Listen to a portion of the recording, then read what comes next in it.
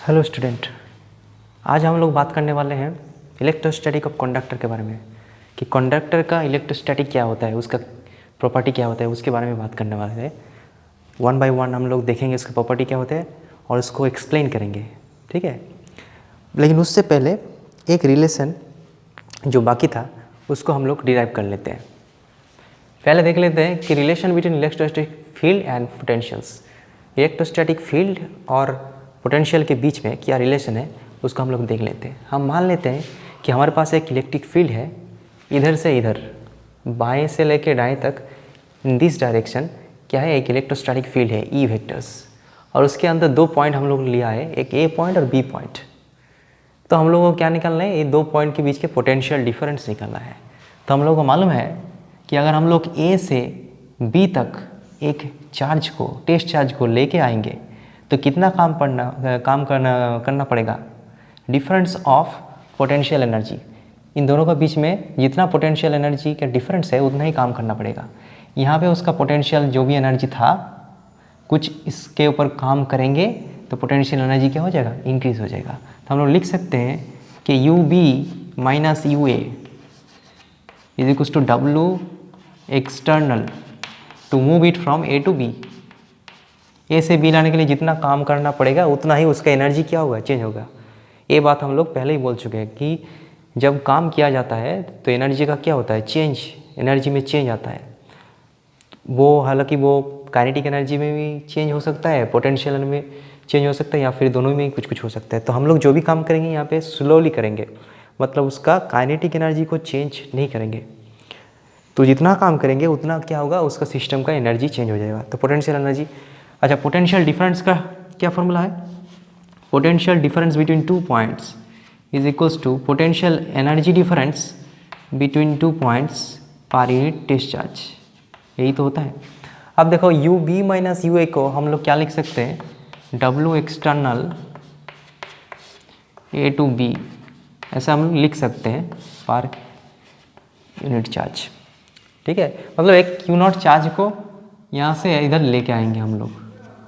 Q not एक charge है, उसको ए से लाके बी तक लेके आएंगे तो जितना काम करना पड़ेगा पर यूनिट चार्ज, वही है उन दोनों का बीच का पोटेंशियल डिफरेंस। ये हम लोग पहले ही देख चुके हैं, कोई अलग रिलेशन नहीं है। अब देखो डब्ल्यू एक्सटर्नल की जगह क्या लिखेंगे, वही वाला रिलेशन है, F external dot D L. D L मतलब छोटा डिस्प्लेसमेंट, उसका इंटीग्रेशन। देखो यहाँ से यहाँ तक लाने के लिए हम लोग टोटल डिस्प्लेसमेंट नहीं ले सकते क्योंकि हर जगह पे इसका वैल्यू चेंज होता है। इसीलिए हम लोग छोटा छोटा करके उसको वर्क डन करेंगे, उसके बाद इंटीग्रेट करेंगे। तो इसको क्या करेंगे, देखिए एफ एक्सटर्नल की जगह क्या लिखेंगे, हम लोग क्या कर रहे हैं, ए वाला जब पॉइंट है तो इसके ऊपर हम लोग इधर फोर्स लगा रहे हैं, एफ एक्सटर्नल लगा रहे हैं ये चार्ज के ऊपर, और इसके ऊपर इलेक्ट्रिक फील्ड कितना फोर्स लगा रहा है, force is equal to charge multiplied by field. तो इलेक्ट्रिक फील्ड इसको दाएं तरफ फोर्स लगाएगा, क्यू नॉट ई फोर्स लगाएगा, और ये दोनों फोर्स बराबर है। मतलब इलेक्ट्रिक फील्ड उसको जितना फोर्स से बाहर पुश कर रहा है, एक्सटर्नल फोर्स क्या कर रहे हैं, उसको काउंटरैक्ट करते हुए उतना ही फोर्स लगा के धीरे धीरे धीरे धीरे धीरे, काइनेटिक एनर्जी चेंज नहीं हो रहा है, वेलोसिटी चेंज नहीं, धीरे धीरे धीरे धीरे उसको काउंटरैक्ट करके इधर आ रहा है, अपोजिट में आ रहा है, ठीक है। जैसे कि इसको अगर हमको उठाना है तो उतना ही फोर्स देना, मिनिमम कितना फोर्स देना होगा, जितना ग्रेविटी एम इंटू जी लग रहा है वेट, उतना ही फोर्स देना होगा। इसीलिए मिनिमम इसको Q into E not force लगा रहा है, इलेक्ट्रिक फील्ड क्यू नॉट को लगा रहा है। लेकिन हम लोग उसको उसके अपोजिट में एफ एक्सटर्नल फोर्स लगा के हम लोग उसको इधर ले आ रहे हैं, और इसका वैल्यू क्या होगा, सेम होगा। मिनिमम हम फोर्स ए के लगा रहे हैं, धीरे धीरे आ रहे हैं, मतलब काइनेटिक एनर्जी चेंज नहीं हो रहा है। तो एफ एक्सटर्नल की जगह हम लोग क्या लिख सकते हैं, एफ एक्सटर्नल की जगह हम लोग लिख सकते हैं क्यू नॉट इंटू ई, इलेक्ट्रिक फील्ड वाला फोर्स, लेकिन यहाँ पे एक माइनस साइन देना पड़ेगा। एफ एक्सटर्नल और क्यू इंटू ई दोनों क्या है, इक्वल है और अपोजिट है, इसीलिए माइनस साइन। मतलब एक्सटर्नल फोर्स बराबर इंटरनल फोर्स, क्यू जो इलेक्ट्रिक फील्ड फोर्स लगा रहा है, लेकिन अपोजिट में। जैसे कि इसको ग्रेविटी नीचे लगा रहे हैं और हम लोग इसको उठा रहे हैं, मतलब उतना ही फोर्स लगा रहे हैं लेकिन ऊपर लगा रहे हैं। तो एक्सटर्नल फोर्स बराबर minus of this force, internal force, ठीक है। अब इसको यहाँ पे लिख देते हैं डी एल, मतलब इंटीग्रेशन को इसको करना पड़ेगा। अब यहाँ से कितना इंटीग्रेशन ए से बी तक करना पड़ेगा ना, हम ए से बी तक ले गए पर यूनिट चार्ज, ओ चार्ज तो था पर यूनिट चार्ज, तो ये चार्ज और ये चार्ज तो कट जाएगा, ये तो कांस्टेंट टर्म है, वो इंटीग्रेशन के अंदर भी रहे कि बाहर रहे कोई फ़र्क नहीं पड़ता। तो अल्टीमेटली क्या आ जाएगा, अल्टीमेटली जो रिलेशन आ गया उसको देख लेते हैं कि V B minus V A is equals to, इसको याद रखना है, minus E dot D L और उसका इंटीग्रेशन ए से B. Potential difference between any two points A and B, V B minus V A is given by minus E dot D L A to B, where E is the electric field, D is the displacement vector. इसको याद रखना है, delta we और ए भी लिख सकते हो और B B minus V A भी लिख सकते हो। तो delta V is equals to minus E dot D L A to B, A से बी तक इंटीग्रेशन करना पड़ेगा ई डॉट डी एल, ठीक है। तो this is the relation between potential and electric fields. हालांकि पोटेंशियल नहीं है, पोटेंशियल डिफरेंस है, तो वो हम अकॉर्डिंग टू द प्रॉब्लम हम लोग चेंज कर लेंगे फार्मूला को, मतलब स्पेशल केस में, लेकिन ओरिजिनल फार्मूला ये है, potential difference is equals to E dot D L, उसका इंटीग्रेशन कहाँ से कहाँ तक, अगर हम लोग V B minus V A मतलब ए से बी तक जाना पड़ेगा तभी वी बी माइनस वी आएगा, माइनस साइन। इसको याद रखना, बहुत ही इंपॉर्टेंट रिलेशन है, इलेक्ट्रिक फील्ड और पोटेंशियल के बीच का एक इंपॉर्टेंट रिलेशन है। उसके बाद हम लोग क्या करेंगे, इलेक्ट्रोस्टैटिक ऑफ कंडक्टर, उसके बारे में थोड़ा सा बात करेंगे। तो अब हम लोग बात कर लेते हैं कि इलेक्ट्रोस्टैटिक ऑफ कंडक्टर के बारे में। इलेक्ट्रोस्टैटिक सिचुएशन में कंडक्टर का प्रॉपर्टी क्या होता है, ठीक है। इलेक्ट्रोस्टैटिक इक्विलिब्रियम क्या होता है उसके बारे में भी देखेंगे। तो इसका पहला प्रॉपर्टी क्या है, under electrostatic conditions, under electrostatic conditions पहला प्रॉपर्टी है, inside a conductor electrostatic field is zero. मतलब कोई भी एक हमारे पास कंडक्टर है, मान लेते हैं एक कंडक्टर है, तो उसके अंदर इंटीरियर कुछ भी पॉइंट जो हम ले लेंगे तो उसके हर जगह पे इलेक्ट्रिक फील्ड क्या होगा, ज़ीरो हो जाएगा, ठीक है। तो उसको पहले हम लोग देखते हैं, एक्सप्लेन करते हैं। नंबर वन प्रॉपर्टी क्या है, electrostatic field inside a conductor is zero. कैसे होता है, मान लेते हैं कि हमारे पास क्या है, एक कंडक्टर है, मेटल कंडक्टर है, ऐसा है, कुछ भी हो सकता है, ठीक है। तो इसके अंदर क्या है, इसके अंदर क्या है, मान लेते कि यह बाहर पे एक इलेक्ट्रिक फील्ड भी है, मान लेते कि बाहर पे क्या है, एक इलेक्ट्रिक फील्ड भी है, ठीक है। तो इलेक्ट्रिक फील्ड अगर रहेगा तो कंडक्टर का मतलब क्या होता है, कंडक्टर मतलब उसके अंदर क्या होता है, फ्री इलेक्ट्रॉन्स होता है। कंडक्टर और इंसुलेटर में यही तो डिफरेंस है, इंसुलेटर में फ्री इलेक्ट्रॉन नहीं होता, इलेक्ट्रॉन हर चीज़ में होता है लेकिन वो फ्री नहीं होता, कंडक्ट इलेक्ट्रिसिटी नहीं कर सकता, लेकिन यहाँ पे फ्री इलेक्ट्रॉन्स होता है जो इजीली इलेक्ट्रिसिटी को कंडक्ट कर सकते हैं। तो यहाँ पे जो इलेक्ट्रोस्टैटिक फील्ड है, मतलब इधर से इधर, तो उसके लिए क्या होगा, इसके अंदर जो फ्री इलेक्ट्रॉन्स है उसके ऊपर फोर्स लगेगा, क्योंकि इलेक्ट्रिक फील्ड क्या करता है, चार्ज के ऊपर फोर्स लगाता है। तो जो इलेक्ट्रॉन होगा, इलेक्ट्रॉन किधर जाएगा, इलेक्ट्रॉन इलेक्ट्रिक फील्ड का ऑपोजिट में जाएगा, और इलेक्ट्रिक फील्ड के ओर कौन जाएगा, पॉजिटिव चार्ज जाएगा। तो यहाँ पे जितना भी इलेक्ट्रॉन है, देखो इसके अंदर इलेक्ट्रॉन है, कई सारी जगह पे इलेक्ट्रॉन है, लेकिन क्या है, पॉजिटिव और नेगेटिव चार्ज सब मिला के न्यूट्रल है, as a whole it is neutral. लेकिन जब इलेक्ट्रिक फील्ड बाहर हम अप्लाई कर देते हैं तो क्या होता है, जो इलेक्ट्रॉन होता है, इलेक्ट्रॉन इधर आने लगता है, वो इधर आते रहता है, क्यों रहता है, क्योंकि इलेक्ट्रॉन के ऊपर फोर्स लगेगा इधर, तो इलेक्ट्रॉन ऐसे जमा होते रहेगा इस साइड में, और इसमें इलेक्ट्रॉन डिफिशियंसी होगा, मतलब इसमें प्लस जमा होता रहेगा, प्लस चार्ज इधर चला जाएगा, माइनस चार्ज इधर चला जाएगा, वो चलता रहेगा। एक्चुअली इलेक्ट्रॉन जाता है, प्लस चार्ज नहीं जाता है, लेकिन प्लस चार्ज यहाँ पे क्रिएट हो जाएगा। इलेक्ट्रॉन अगर वहाँ पे घट जाएगा, डिफिशियंसी होगा, तो क्या चार्ज होगा, प्लस चार्ज हो जाएगा। तो ऐसा करते करते क्या होगा, इसमें जमा होता रहेगा नेगेटिव चार्ज, और यहाँ पे पॉजिटिव चार्ज जमा होता रहेगा। अब देखो अच्छे से कि इसके इनसाइड में एक साइड में नेगेटिव चार्ज जमा हो रहा है और एक साइड में पॉजिटिव चार्ज जमा हो रहा है, तो उसके अंदर भी एक इलेक्ट्रिक फील्ड क्रिएट हो जाएगा, इधर से इधर, प्लस से माइनस की ओर, समझ में आया। तो इसका नाम क्या है, इसका नाम है इंड्यूस्ड इलेक्ट्रिक फील्ड। क्या है, ई इंड्यूस्ड इलेक्ट्रिक फील्ड। अब देखो इसका वैल्यू क्या होगा, इसका वैल्यू डिपेंड करता है कि यहाँ पे चार्ज कितना एक्यूमुलेट हुआ है। तो यहाँ पे जैसे जैसे चार्ज एक्यूमुलेशन होता रहेगा, इनसाइड में एक इलेक्ट्रिक फील्ड जो है उसका वैल्यू भी बढ़ता रहेगा। एक टाइम ऐसा आएगा कि बाहर वाला जो इलेक्ट्रिक फील्ड है उसके साथ इनसाइड वाला इलेक्ट्रिक फील्ड बराबर हो जाएगा, और वो दोनों तो ऑपोजिट साइड में है तो दोनों कैंसिल आउट हो जाएगा। मतलब यहाँ पे ई नेट कितना हो जाएगा, E net will be 0 after some time.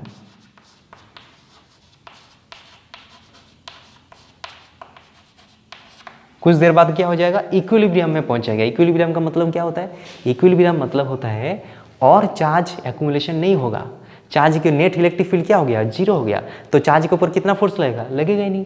देखो बाहर से एक ऑलरेडी इलेक्ट्रिक फील्ड था, उस इलेक्ट्रिक फील्ड के हिसाब से जो चार्ज है उसका ट्रांसफ़र शुरू हो गया, और चार्ज का ट्रांसफ़र होने के बाद उसके अंदर एक इलेक्ट्रिक फील्ड प्रोड्यूस हो गया और उसका डायरेक्शन उससे ऑपोजिट है, तो अंदर में क्या हो जाएगा, इन दोनों इलेक्ट्रिक फील्ड मिला के क्या हो जाएगा, 0 हो जाएगा, क्योंकि इसका स्ट्रेंथ बढ़ता रहेगा बढ़ता रहेगा बढ़ता रहेगा। जैसा जैसा चार्ज यहाँ से जमा होता रहेगा इलेक्ट्रिक फील्ड का वैल्यू भी बढ़ता रहेगा और दोनों मिला के 0 हो जाएगा एक टाइम में। तब जाके क्या होगा, चार्ज के ऊपर कोई फोर्स नहीं लगेगा, तब तो न्यूट्रल हो गया, नेट इलेक्ट्रिक फील्ड 0 हो गया, तो और फर्दर एक्यूमुलेशन नहीं होगा, जितना हुआ है हुआ है, और सब मिला के क्या होगा, इसके अंदर क्या होगा, 0 हो जाएगा। मतलब क्या, electrostatic field inside a conductor वो क्या होता है, हमेशा 0 होता है। अगर आप बाहर से इलेक्ट्रिक फील्ड भी अप्लाई करेंगे तो भी इसके अंदर कुछ नहीं होगा, बाहर इलेक्ट्रिक फील्ड रहेगा लेकिन ये कंडक्टर के अंदर फील्ड क्या होगा, फील्ड तो 0 हो जाएगा। मतलब उसका ये अगर मान लेते कि ये अगर कंडक्टर है तो इलेक्ट्रिक लाइन्स ऑफ फोर्स इधर आएगा, ऐसे आएगा, ऐसे आएगा, ऐसे आएगा, लेकिन उसके अंदर कोई लाइन्स ऑफ फोर्स नहीं रहेगा क्योंकि अंदर तो इलेक्ट्रिक फील्ड 0 है। फिर बाहर से यहाँ से लाइन्स ऑफ फोर्स निकलेगा, ठीक है, ऐसे वो ए वाला तो ठीक है, तो इधर चला जाएगा, कोई बात नहीं। तो रास्ते में अगर इलेक्ट्रिक फील्ड के रास्ते में अगर कुछ कंडक्टर रखा हुआ है, मतलब उसके अंदर कोई इफेक्ट नहीं होगा, उसके अंदर इलेक्ट्रिक फील्ड नहीं होगा, कोई लाइन्स फोर्स उसके अंदर नहीं जाएगा, जो भी रहेगा उसके बाहर में रहेगा। Electric field does not effect the interior of the conductor, conductor के अंदर इलेक्ट्रिक फील्ड कोई इफेक्ट नहीं होता, इलेक्ट्रिक फील्ड क्या होता है, 0 होता है, ठीक है। ये एक तरह के हम लोग इसको एक्सप्लेन कर सकते हैं। और एक तरीका है कि हम लोग बोल सकते हैं कि इलेक्ट्रोस्टैटिक कंडीशन। इलेक्ट्रोस्टैटिक कंडीशन का मतलब क्या होता है, इलेक्ट्रोस्टैटिक कंडीशन का मतलब होता है जिस कंडीशन में चार्ज का कोई फ्लो नहीं होता है, चार्ज का कोई फ्लो नहीं होता है, मतलब सब चार्ज रेस्ट में है। इलेक्ट्रोस्टैटिक मतलब क्या है, रेस्ट में है, मतलब चार्ज रेस्ट में होना चाहिए। अगर मान लेते कि कंडक्टर के अंदर इलेक्ट्रिक फील्ड रहेगा, कंडक्टर के अंदर अगर इलेक्ट्रिक फील्ड रहेगा तो मतलब क्या है, इलेक्ट्रिक फील्ड रहेगा मतलब क्या होना है, चार्ज को मूव करना है। अगर इलेक्ट्रिक फील्ड है तो चार्ज के ऊपर फोर्स लगेगा तो मूव करना है, तो चार्ज अगर मूव करना है तो मतलब इलेक्ट्रोस्टैटिक कंडीशन वायलेट हो गया। इलेक्ट्रोस्टैटिक कंडीशन का मतलब ही है इलेक्ट्रोस्टैटिक, मतलब चार्ज रेस्ट में होना चाहिए, लेकिन अगर इलेक्ट्रिक फील्ड रहेगा तो चार्ज को मूव करना ही है, मतलब इलेक्ट्रोस्टैटिक कंडीशन नहीं होगा, वो इलेक्ट्रोस्टैटिक कंडीशन है ही नहीं। इसका मतलब वो वाला असम्पशन रॉन्ग है, मतलब इलेक्ट्रोस्टैटिक कंडीशन में चार्ज नहीं मूव कर रहा है, इसका मतलब वो वाला कंडीशन में क्या होगा, इलेक्ट्रिक फील्ड को 0 होना ही है, क्योंकि इलेक्ट्रिक फील्ड नहीं 0 होगा तो चार्ज मूव करेगा, और मूव करेगा तो इलेक्ट्रोस्टैटिक कंडीशन रहेगा ही नहीं। तो इलेक्ट्रोस्टैटिक कंडीशन में क्या होगा, 0 इलेक्ट्रिक फील्ड होता है इनसाइड में। तो पहला वाला प्रॉपर्टी हम लोगों को एक्सप्लेन हो गया है, एनसीईआरटी से इसको एक्सप्लेनेशन दिया हुआ है, इसे पढ़ लेना। Electric field must be normal to the surface of a conductor. Number 2 property क्या है, सेकेंड प्रॉपर्टी है कि इलेक्ट्रोस्टैटिक जो फील्ड होता है वो कंडक्टर के साथ नॉर्मल होता है। नॉर्मल मतलब नॉर्मल एबनॉर्मल नहीं, नॉर्मल मतलब परपेंडिकुलर। नॉर्मल का मतलब क्या होता है, यहाँ पे फिजिक्स में यहाँ पे नॉर्मल का मतलब होता है परपेंडिकुलर। क्या होता है, परपेंडिकुलर, 90 डिग्री एंगल बनाता है। मतलब मान लेते हैं कि ये हमारे पास एक कंडक्टर है, तो इसमें यहाँ पे देखो कंडक्टर का अंदर तो इलेक्ट्रिक फील्ड नहीं रहेगा, तो उसके बाहर में तो रहेगा, तो यहाँ पे इलेक्ट्रिक फील्ड क्या होगा, नॉर्मल होगा, परपेंडिकुलर टू द सरफेस होगा। ओके, इसमें क्या होगा, परपेंडिकुलर टू द सरफेस होगा, इसमें क्या होगा, परपेंडिकुलर टू द सरफेस होगा। मतलब हर जगह पे वो 90 डिग्री एंगल बनाएगा इलेक्ट्रिक फील्ड, ठीक है। क्यों बनाएगा, क्वेश्चन, क्योंकि अगर वो 90 डिग्री नहीं बना रहे, मान लेते हैं कि यहाँ पे एक कंडक्टर है, तो यहाँ पे इलेक्ट्रिक फील्ड अगर नॉर्मल है तो ठीक है, लेकिन अगर इलेक्ट्रिक फील्ड नॉर्मल नहीं है, मतलब यहाँ पे ऐसे बना रहे हैं, अगर इलेक्ट्रिक फील्ड नॉर्मल नहीं है, कुछ एंगल होकर बनाएगा, तो उसका 2 कंपोनेंट निकलेगा, एक तो नॉर्मल निकलेगा, इसको डिवाइड कर देंगे तो एक तो टेंजेंशियल निकलेगा। अगर इलेक्ट्रिक फील्ड परपेंडिकुलर नहीं होता तो उसका 2 कंपोनेंट रहता, एक तो नॉर्मल टू द सरफेस और एक टेंजेंशियल टू द सरफेस। मतलब अलोंग द सरफेस कुछ कंपोनेंट है, फिर वही बात आ गया, अगर अलोंग द सरफेस कुछ इलेक्ट्रिक फील्ड है तो मतलब चार्ज मूव करेगा, तो चार्ज मूव करेगा मतलब इलेक्ट्रोस्टैटिक कंडीशन वायलेट हो जाएगा। सो अगर हम लोग को इलेक्ट्रोस्टैटिक कंडीशन चाहिए तो उसके टेंजेंशियल मतलब कंडक्टर के अलोंग कुछ चार्ज नहीं मूव करना है, मतलब कंडक्टर इनसाइड में भी नहीं मूव करना है, उसके सरफेस में भी नहीं मूव करना है। तो उसके लिए क्या होना पड़ेगा, उसका जो सरफेस में है सरफेस के अलोंग कुछ इलेक्ट्रिक फील्ड नहीं होना है। तो इसका मतलब क्या है, सरफेस के अलोंग कोई भी इलेक्ट्रिक फील्ड नहीं है, मतलब पूरी इलेक्ट्रिक फील्ड जो है वो परपेंडिकुलर होगा, क्योंकि अगर वो परपेंडिकुलर नहीं होगा तो दोनों कंपोनेंट मिलेगा, लेकिन हम लोग को एक कंपोनेंट नहीं रहना चाहिए इलेक्ट्रोस्टैटिक कंडीशन में, टेंजेंशियल कंपोनेंट। सो एक ही उपाय है कि टेंजेंशियल कंपोनेंट नहीं रह सकता, पूरी जो इलेक्ट्रिक फील्ड होगा वो इसके साथ नॉर्मल होगा, ठीक है, मतलब परपेंडिकुलर टू द सरफेस होगा, so that it does not violate the electrostatic conditions. Number 2 हो गया, in static situation means electrostatic conditions the interior of the conductor have no excess charge. मतलब स्टैटिक सिचुएशन में क्या होता है, conductor के अंदर कोई चार्ज नहीं रहता है। इसको हम लोग कैसे एक्सप्लेन करें, गाउस लॉ से एक्सप्लेन कर सकते हैं। मान लेते हैं कि यहाँ हमारे पास एक कंडक्टर है, ठीक है, इसके अंदर कुछ मान लेते हैं कि ऐसा कैविटी है, कैविटी, ये वाला कंडक्टर है, ये वाला एक कंडक्टर है हमारे पास और इसके अंदर एक कैविटी है। तो यहाँ पे थर्ड जो पॉइंट है उसका मतलब क्या है कि कंडक्टर के अंदर इंटीरियर में कुछ एक्सेस चार्ज नहीं रहेगा। अगर यहाँ पे हम लोग चार्ज देंगे, यहाँ पे कुछ चार्ज ऐसे डाल देंगे तो वो वाला चार्ज यहाँ पे नहीं रहेगा, वो बाहर आ जाएगा, मतलब इसके अंदर चार्ज नहीं होगा। क्यों नहीं होगा, इसको हम लोग कैसे आप एक्सप्लेन कर सकते हैं, गाउस लॉ से। गाउस लॉ क्या मान लेते हैं कि यहाँ पे हम लोग एक गाउसियन सरफेस मान लेते हैं, ऐसे क्या कर लिया, गाउसियन सरफेस से कंसीडर कर लिया ऐसे, ओके। तो गाउसियन सरफेस में अगर कंसीडर करेंगे तो टोटल फ्लक्स क्या होगा, एक गाउसियन सरफेस के थ्रू टोटल फ्लक्स क्या होता है, Q enclosed by epsilon 0। Phi का मतलब क्या होता है, electric field dot ds vector, area vectors, उसका इंटीग्रेशन क्लोज इंटीग्रेशन होता है क्यू एनक्लोज बाई एप्सिलॉन 0। अब देखो हम लोग जो गाउसियन सरफेस यहाँ पे कंसीडर किया है वो कहाँ पे है, गाउसियन सरफेस इलेक्ट्रिक, वो है कंडक्टर के मटेरियल के अंदर। ये वाला मटेरियल है, ये वाला मटेरियल है, तो कंडक्टर के मटेरियल का अंदर क्या होता है, इलेक्ट्रोस्टैटिक कंडीशन में क्या होता है, इलेक्ट्रिक फील्ड 0 होता है।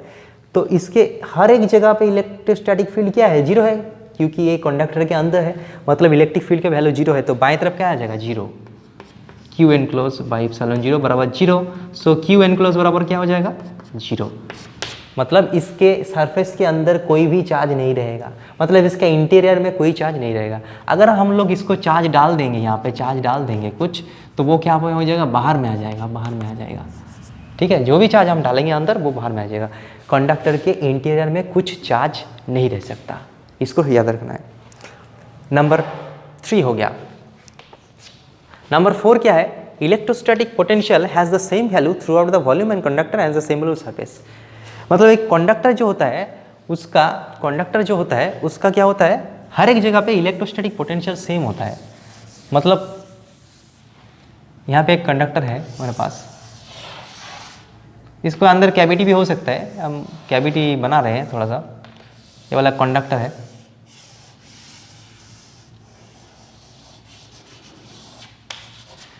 ठीक है, इसमें कुछ कंडक्टर है, तो उसके यहाँ पे है कि उसके हर जगह पे इलेक्ट्रोस्टैटिक पोटेंशियल सेम होना चाहिए और इसके सरफेस में भी सेम होना चाहिए, ठीक है।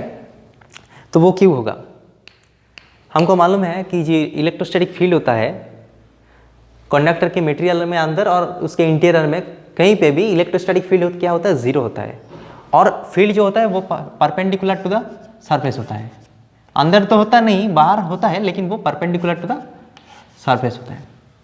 तो अगर electric field perpendicular to the surface है, मतलब टेंजेंशियल उसके अलोंग द सरफेस कोई कंपोनेंट नहीं है। अगर अलोंग द सरफेस कोई कंपोनेंट नहीं है, इलेक्ट्रिक फील्ड नहीं है, तो वहाँ पे चार्ज के ऊपर कोई फोर्स नहीं लगेगा। अगर कोई फोर्स नहीं लगेगा तो हम लोग इजीली एक चार्ज एक दूसरे जगह पे जा सकते हैं। एक जगह पे दूसरे जगह जाने के लिए हम लोग को कोई काम नहीं करना पड़ेगा अलोंग द सरफेस। एक कंडक्टर के अलोंग द सरफेस कोई कंपोनेंट नहीं होता है। Under the electrostatic condition. तो अगर electric field along the surface है ही नहीं तो इलेक्ट्रिक फील्ड नहीं रहेगा तो चार्ज के ऊपर कोई फोर्स नहीं लगाएगा। जैसे कि ग्रेविटी अगर हम लोग को नहीं खींचेगा तो हम लोग किसी भी चीज़ को इसे ऊपर लाने के लिए काम नहीं करना पड़ेगा, वो इजीलिए इधर उधर जा सकता है क्योंकि उसको ग्रेविटी है ही नहीं। ग्रेविटी है इसीलिए इसको उठाने के लिए हमको फोर्स लगा के उसको काम करना पड़ेगा, कुछ हमको एनर्जी डालना पड़ेगा। तो इसीलिए अगर इलेक्ट्रोस्टैटिक फील्ड कंडक्टर के अलोंग, सरफेस के अलोंग नहीं है, मतलब कंडक्टर के सरफेस के एक पॉइंट से दूसरे पॉइंट जाने के लिए हम लोग को कोई काम ही नहीं करना पड़ेगा। अगर काम नहीं करना पड़ेगा मतलब work done by the external force वो क्या होगा, 0 होगा। Work done by the external force क्या होता है, डेल्टा वी होता कि नहीं होता है, मल्टीप्लाइड बाई क्यू नॉट होता है, इक्वल टू क्या है 0। उसका मतलब डेल्टा वी क्या होगा 0, उसका मतलब वी क्या होगा कांस्टेंट।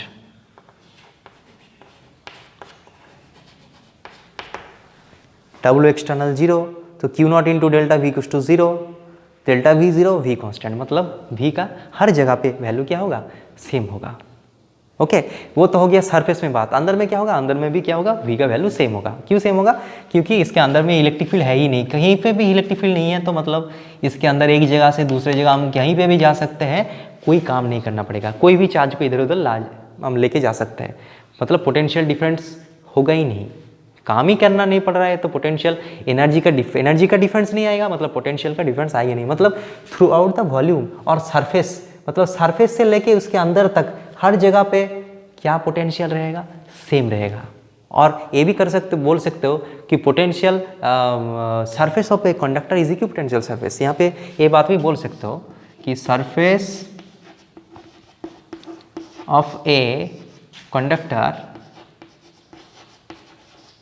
is equipotential surface।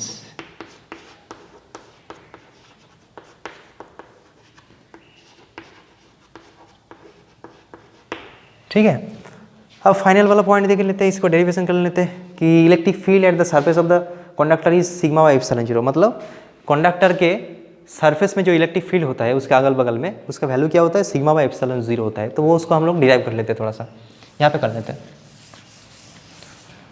देखते हैं यहाँ पे क्या होता है कि मेरे पास मान लेते हैं कि ये वाला एक कंडक्टर है, ये वाला कंडक्टर है मेरे पास, इसके अगल बगल में यहाँ पे एक फील्ड निकालना है, यहाँ पे क्या निकालना है फील्ड निकालना है। तो इसके लिए एक गाउसियन सरफेस कंसीडर करना पड़ेगा। कैसे करना पड़ेगा, सिलिंड्रिकल शेप ले सकते हैं हम लोग, तो उसके अंदर भी है, ठीक है। सो हम लोग एक गाउसियन सरफेस कंसीडर किया जिसका एक पार्ट थोड़ा सा ऊपर है और थोड़ा अंदर भी है, ठीक है। अब इसका सरफेस एरिया कितना है, इसका सरफेस एरिया है S is the surface area. अब टोटल फ्लक्स कितना होगा बोलो, फ्लक्स का मतलब क्या होता है ई डॉट डी एस, होगा कि नहीं होगा इसका इंटीग्रेशन। अब देखो यहाँ पे जब क्लोज इंटीग्रेशन करेंगे कितना सरफेस है, एक सरफेस तो इसका अंदर है, तो और एक सरफेस ऊपर है और एक कर्व सरफेस है। कर्व सरफेस का कुछ पार्ट अंदर है कुछ पार्ट बाहर है। अब देखो अंदर वाला जो पार्ट है उसके लिए कुछ यहाँ पे कुछ नहीं बनेगा क्योंकि अंदर में क्या होता है इलेक्ट्रिक फील्ड 0 होता है। तो वहाँ पे ई डॉट ई का मतलब ई मतलब 0, तो ई डॉट डी एस करोगे तो वो क्या हो गया 0 आ जाएगा। तो नीचे वाला सरफेस के लिए बॉटम सरफेस, टॉप सरफेस में क्या होगा कुछ रहेगा, लेकिन बॉटम सरफेस में क्या हो जाएगा 0 हो जाएगा। तो यहाँ पे कौन सा टर्म सर्वाइव करेगा, सिर्फ ऊपर वाला टर्म सर्वाइव करेगा, ये वाला भी सर्वाइव नहीं करेगा बाहर वाला, क्योंकि इसका इलेक्ट्रिक फील्ड क्या होता है नॉर्मल होता है, इलेक्ट्रिक फील्ड ऐसे नॉर्मल होता है हमको मालूम है। तो इसका टेंजेंशियल होता नहीं है, तो यहाँ पे इलेक्ट्रिक फील्ड क्या होगा, इलेक्ट्रिक फील्ड इधर तो नहीं है, तो यहाँ पे एरिया वेक्टर ऐसे होगा ds वेक्टर, और इलेक्ट्रिक फील्ड तो इधर है, दोनों का बीच का 90 एंगल, मतलब वो वाला टर्म क्या हो जाएगा वेनिश हो जाएगा। सिर्फ एक ही टर्म बचेगा वो वाला ए वाला, अगर ds वेक्टर क्या होगा ऊपर है, इलेक्ट्रिक फील्ड भी ऊपर, दोनों का बीच का एंगल क्या होगा 0 होगा। तो ई ds cos 0 इसका इंटीग्रेशन करना पड़ेगा, ठीक है। cos 0 मतलब 1, ई ds इसको बाहर निकालेंगे तो इंटीग्रेशन ऑफ ds होगा। इंटीग्रेशन ऑफ ds मतलब क्या होगा टोटल सरफेस एरिया, ds ए वाला सरफेस एरिया, छोटा सरफेस एरिया ds, तो ds मिला के सबको इंटीग्रेट कर देंगे तो क्या हो जाएगा ई ds हो जाएगा, मतलब टोटल इतना फ्लक्स हो जाएगा। अब इतना फ्लक्स हो गया तो यहाँ पे क्या करना है, एक असम्पशन करना है कि sigma is the charge density. Density का मतलब क्या होता है, हम लोग पढ़े हैं कि डेंसिटी मतलब समथिंग बाय वॉल्यूम, ठीक है। तो लेकिन वो वाला क्या होता है, हमेशा वॉल्यूम नहीं होता, अलग अलग होता है। अगर हम लोग चार्ज यहाँ पे सरफेस के ऊपर डिस्ट्रीब्यूट है, मतलब कहाँ पे है, एरिया के ऊपर है, ठीक है, उसके अंदर तो नहीं है, अंदर तो कोई चार्ज नहीं रहता है, वो हमको मालूम है, पहले भी देख चुके हैं। तो इसका सरफेस के ऊपर जो भी चार्ज रहेगा, कंडक्टर के चार्ज कहाँ पे रहता है, सब सरफेस में रहता है। अगर इनसाइड में कुछ चार्ज दे भी दोगे, हम ले लेंगे कुछ, तो वो क्या हो जाएगा, बाहर आ जाएगा, मतलब वो सरफेस में रहता है चार्ज। तो सरफेस में चार्ज रहेगा, मतलब जो चार्ज है वो सरफेस से अलग डिस्ट्रीब्यूट है। मतलब यहाँ पे सिग्मा का मतलब क्या होगा, चार्ज पर यूनिट एरिया। क्या होगा, चार्ज पर यूनिट एरिया, इसका सिग्मा है। तो मतलब यहाँ पे गाउस लॉ लगाएंगे, फाई इज इक्वल टू क्या होता है, क्यू एनक्लोज बाई एप्सिलॉन 0। तो फाई का मतलब क्या है, E multiplied by S. Q enclose मतलब इसके अंदर कितना चार्ज है, देखो इसका अंदर ये वाला प्लस चार्ज है, सरफेस में डिस्ट्रीब्यूट है, सरफेस में क्या है, डिस्ट्रीब्यूट है प्लस चार्ज। लेकिन हम लोग को उतना चार्ज नहीं चाहिए, हम लोग को कितना चार्ज चाहिए, charge enclose by the surface. ये जो सरफेस है उसके अंदर कितना चार्ज है, तो उसका एरिया कितना है, एस, इसका एरिया एस है, ये वाला एरिया कितना है, एस। और उसके अंदर यहाँ पे चार्ज कितना है, सिग्मा मल्टीप्लाइड बाई एस, लिख सकते हैं, sigma is the charge per unit area. तो एस एरिया में कितना, एस एरिया उसको कवर किया है, तो sigma into S by epsilon 0। तो यहाँ पे देखो एस एस कट जाएगा, ई कितना आ गया, सिग्मा बाई एप्सिलॉन 0, ठीक है। तो इस समय क्या हो जाएगा, sigma by epsilon 0 is the electric field का वैल्यू आ जाएगा। और यहाँ पे डिस्टेंस का कोई मैटर नहीं है, मतलब कंडक्टर के अगल बगल में हर एक पॉइंट में क्या होगा, सिग्मा बाई एप्सिलॉन 0 उसका इलेक्ट्रिक फील्ड होगा। और कंडक्टर के अगल बगल में जो फील्ड होगा वो क्या, किसके ऊपर डिपेंड करेगा, सिग्मा के ऊपर। मतलब जहाँ पे चार्ज डेंसिटी ज़्यादा है वहाँ पे फील्ड ज़्यादा होगा, लेकिन उसका डिस्टेंस वाइज कोई वेरिएशन नहीं होगा, ठीक है। तो ये वाला प्रॉपर्टी हम लोग पढ़ चुके हैं, कंडक्टर का सभी प्रॉपर्टी। अब इसको थोड़ा सा और एक बार बोल देते हैं, इसको समराइज कर देते हैं कि इलेक्ट्रोस्टैटिक कंडीशन में हम लोग क्या कर रहे हैं, कंडक्टर का प्रॉपर्टी पढ़ रहे हैं। इलेक्ट्रोस्टैटिक कंडीशन का मतलब क्या है, इलेक्ट्रोस्टैटिक कंडीशन का मतलब है चार्ज रेस्ट में है, चार्ज नहीं मूव कर रहा है। स्टैटिक मतलब रेस्ट में है, चार्ज को रेस्ट रहना है, इक्विलिब्रियम में रहना है। उस कंडीशन में क्या होता है, inside the conductor electrostatic field 0 होता है, कंडक्टर अंदर कुछ इलेक्ट्रिक फील्ड नहीं होता। नंबर 2 क्या है, electric field must be normal to the surface of the conductor. Conductor में के अंदर इलेक्ट्रिक फील्ड होता नहीं, बाहर इलेक्ट्रिक फील्ड होता है, लेकिन वो क्या कैसे होता है, परपेंडिकुलर टू द सरफेस होता है, normal to the surface. Number 3 क्या है, स्टैटिक सिचुएशन के उसके अंदर कोई चार्ज नहीं रहता है, वो गाउस लॉ से हम प्रूव कर सकते हैं। नंबर 4 क्या है, पोटेंशियल हर जगह पे सेम होता है, उसके अंदर भी, अंदर से लेके सरफेस तक कहीं भी पोटेंशियल क्या है, सेम है, क्योंकि इलेक्ट्रिक फील्ड 0 है, मतलब पोटेंशियल क्या होगा, सेम होगा। Electrostatic field of the surface of the conductor क्या होता है, सिग्मा बाई एप्सिलॉन 0। इसका डेरिवेशन हम लोग कर चुके हैं, ठीक है। तो कई सारा प्रॉपर्टीज का है, उसको थोड़ा सा एनसीईआरटी से देख लेना।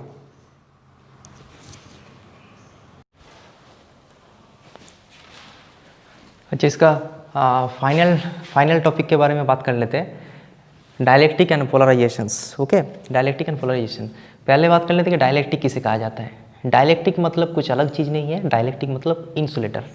इंसुलेटर मतलब जो इलेक्ट्रिसिटी कंडक्ट नहीं कर सकता है, जिसके अंदर फ्री इलेक्ट्रॉन्स नहीं है, वो है इंसुलेटर। तो कई तरह के जो मॉलिक्यूल्स होता है, डायलेक्ट्रिक्स हम लोग बोल रहे हैं, तो उसके अंदर क्या होता है, 2 तरह के मॉलिक्यूल्स होते हैं। एक तो होता है पोलर मॉलिक्यूल्स, एक नॉन पोलर मॉलिक्यूल्स। नाम से ही पता चलता है, पोलर मतलब जिसमें डाइपोल है, जिसके अंदर डाइपोल है उसका नाम है पोलर मॉलिक्यूल, जिसके अंदर कोई डाइपोल मोमेंट नहीं है उसका नाम है non polar molecules. Dipole moment कब होता है, जब प्लस और माइनस चार्ज एक दूसरे से थोड़ा सा डिस्टेंस में रखा हुआ है, तब वो क्या होता है, डाइपोल होता है, ठीक है। तो किसी किसी मटेरियल में क्या होता है, प्लस और माइनस चार्ज दोनों का सेंटर एक साथ कोइंसाइड हो जाता है, प्लस और माइनस एक ही जगह पे है, मतलब प्लस और माइनस में कोई डिस्टेंस नहीं है, तो वो क्या हो गया, डाइपोल मोमेंट 0 हो जाएगा। उस टाइप के जो मटेरियल है उसका नाम है नॉन पोलर मॉलिक्यूल। और जहाँ पे डाइपोल मोमेंट है, प्लस और माइनस अलग अलग जगह पे रखा हुआ है थोड़ा सा डिस्टेंस में, उसमें कुछ डाइपोल मोमेंट आपको मिल जाएगा, तो वो क्या है, पोलर मॉलिक्यूल्स। यहाँ पे हाइड्रोजन में क्या होता है, हाइड्रोजन एक नॉन पोलर मॉलिक्यूल्स होता है, मतलब उसमें कोई पोलरिटी नहीं होता है। उसका पॉजिटिव चार्ज और नेगेटिव चार्ज क्या होता है, सेम जगह। इसका जो पॉजिटिव चार्ज है और इसका नेगेटिव चार्ज जो घूम रहा है इलेक्ट्रॉन, दोनों मिला के यहाँ पे है, और इसका भी यहाँ पे है, मतलब यहाँ पे कुछ डाइपोल मोमेंट नहीं मिलेगा। इसका एटम में भी नहीं है डाइपोल मोमेंट, और मॉलिक्यूल एज ए होल उसमें भी कोई डाइपोल मोमेंट नहीं है, वो क्या है, नॉन पोलर मॉलिक्यूल्स है। पोलर मॉलिक्यूल के एग्जांपल देख लेते हैं कि HCl। H क्या होता है, प्लस होता है या नेगेटिव होता है, तो नेगेटिव चार्ज से प्लस चार्ज की ओर एक डाइपोल मोमेंट आपको मिल जाएगा। तो यहाँ पे एक परमानेंट डाइपोल मोमेंट है, प्लस माइनस कुछ दूरी पे है। हाइड्रोजन और इसमें क्या हो जाएगा, ऑक्सीजन से हाइड्रोजन तक ऐसा होगा एक डाइपोल मोमेंट, और एक ऐसा होगा, दोनों मिला के ऐसा रिजल्टेंट बनेगा। मतलब यहाँ पे भी एक डाइपोल मोमेंट हम लोग को मिल जाएगा। तो वो क्या हो गया, पोलर मॉलिक्यूल का एग्जांपल हो गया। पोलर मॉलिक्यूल का एग्जांपल HCl, H2O, जिसके अंदर ऑलरेडी डाइपोल मोमेंट है। अब देखो जो पोलर है और नॉन पोलर दोनों को अगर हम इलेक्ट्रिक फील्ड में रख देंगे तो क्या हो जाएगा। पहले हम लोग मान लेते हैं कि नॉन पोलर को अगर इलेक्ट्रिक फील्ड में रखेंगे, मतलब यहाँ पे इलेक्ट्रिक फील्ड क्या है, 0 है, ठीक है। उसके बाद इसको इलेक्ट्रिक फील्ड में रखेंगे तो क्या हो जाएगा, ठीक है। अब देखो जब हम लोग इसको इलेक्ट्रिक फील्ड देंगे तो क्या हो जाएगा, प्लस और माइनस यहाँ पे एक ही जगह पे था, मतलब उसमें तो कुछ है थे ही नहीं, मतलब कुछ डाइपोल मोमेंट था ही नहीं। लेकिन इलेक्ट्रिक फील्ड अप्लाई करने के बाद उसका डाइपोल मोमेंट एक आ गया। क्यों आ गया, क्योंकि उसका माइनस और प्लस चार्ज एक दूसरे से अलग हो गया। क्यों, क्योंकि इलेक्ट्रिक फील्ड प्लस चार्ज को अपने और फोर्स लगाएगा और माइनस को अपोजिट, तो वो क्या हो जाएगा, प्लस और माइनस को थोड़ा सा सेपरेट कर देंगे, थोड़ा सा दूर कर देंगे, मतलब ऐसे निकल नहीं जाएगा, उसका एक बॉन्ड है लेकिन थोड़ा सा दूर कर देंगे। तो उसमें क्या हो गया, प्लस और माइनस थोड़ा सा दूर हो गया, मतलब यहाँ पे एक डाइपोल मोमेंट मिल गया। इलेक्ट्रिक फील्ड के अलॉन्ग एक डाइपोल मोमेंट क्रिएट हो गया। और इलेक्ट्रिक फील्ड के अलॉन्ग पर यूनिट वॉल्यूम में जितना डाइपोल मोमेंट क्रिएट होगा उसका नाम है polarisations. It is the amount of dipole moment produced per unit volume along the field. Field के अलोंग पर यूनिट वॉल्यूम में कोई भी मटेरियल का पर यूनिट वॉल्यूम में जितना डाइपोल मोमेंट क्रिएट होगा उसका नाम है पोलराइजेशन। तो यहाँ पे पोलराइजेशन कुछ मिल गया, not equal to 0। Electric field apply करने के बाद कंडीशन हुआ। इसके बाद पोलर को देख लेते हैं। पोलर के अंदर क्या है, पोलराइजेशन 0 है। कैसे 0 है भाई, पोलर के अंदर 0 कैसे हुआ। पोलर का मॉलिक्यूल्स का मतलब है पोलैरिटी तो है, हाँ है, पोलैरिटी इसके अंदर है, डाइपोल मोमेंट भी है, लेकिन डाइपोल मोमेंट क्या है, ओरिएंटेड है रैंडमली, इधर है इधर है इधर है इधर है ऐसे। तो एज ए होल क्या होगा, डाइपोल मोमेंट 0 हो जाएगा। इसके अंदर तो डाइपोल मोमेंट था ही नहीं। इलेक्ट्रिक फील्ड के अप्लाई करने के बाद अलोंग द फील्ड कुछ जनरेट हुआ। यहाँ पे डाइपोल मोमेंट है, लेकिन डाइपोल मोमेंट क्या है, रैंडमली ओरिएंटेड है।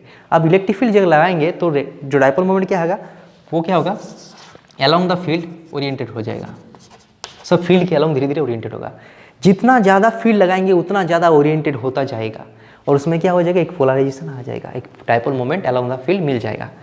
तो यहाँ पे जो पोलराइजेशन है, जितना dipole moment per unit volume में बनेगा वो इलेक्ट्रिक फील्ड के साथ प्रोपोर्शनल होना चाहिए। जितना इलेक्ट्रिक फील्ड ज़्यादा लगाएंगे उतना ही ज़्यादा डाइपोल अरेंज होगा और क्रिएट होगा, या फिर बोल सकते हैं। तो डाइपोल मोमेंट जो है इलेक्ट्रिक फील्ड के साथ प्रोपोर्शनल होगा। उसके इक्वल्स टू साइन लाएंगे तो एक कांस्टेंट आएगा जिसका नाम है पोलराइजेबिलिटी। काई, इसका सिंबल का नाम क्या है, काई। काई का मतलब पोलराइजेबिलिटी। पोलराइजेबिलिटी क्या होता है, काई इक्वल्स टू P/E। अगर किसी मटेरियल का काई का वैल्यू ज़्यादा है, उसका मतलब एक फ्रैक्शन का वैल्यू ज़्यादा होने का मतलब क्या होता है, ऊपर का वैल्यू ज़्यादा है और नीचे का वैल्यू कम है।